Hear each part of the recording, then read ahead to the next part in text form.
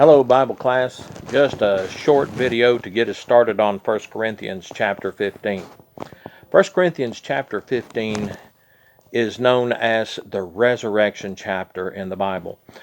It's not the only place the resurrection is talked about, but if you want to know about the resurrection not only of Jesus, but the resurrection of the dead at the end of time, then 1 Corinthians chapter 15 is the place to go. It's divided up into three sections. Verses 1 through 11, Paul sets a foundation for speaking about the resurrection by reminding the people of the gospel.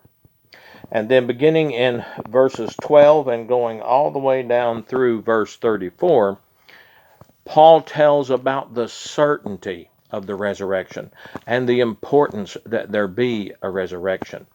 Paul even goes so far as to say is that if the dead are not raised, then your faith is useless and you are still in your sin.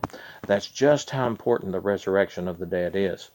And then verses 35 through the end of the chapter tells how the resurrected body will be, what it will be like when we raise from the dead. So to begin with, in those first verses, Paul tells them that what I have received from the Lord, I didn't receive this from other people. I didn't receive it from some other apostle or some teacher or some prophet. What I received from the Lord, I passed on to you as of first importance. This is the most important thing. Verse 3, for what I received, I passed on to you as of first importance, that Christ died for our sins, according to the Scriptures, that he was buried, that he was raised on the third day, according to the Scriptures, and that he appeared to Peter and into the 12, and then after that he appeared to more than 500 of the brothers at the same time. That's the most important thing.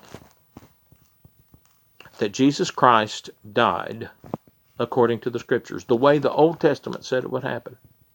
That Jesus was buried, and that he rose again on the third day, and that too according to the Scriptures. It was a fulfillment of prophecy.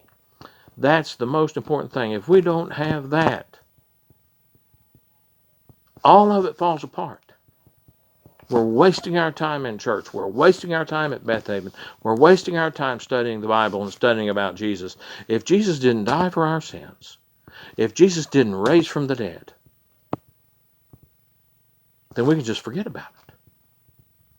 So Paul uses that example, that teaching about the gospel, the death, burial, and resurrection of Jesus, to set a good foundation to talk about the certainty of the resurrection of the dead at the end.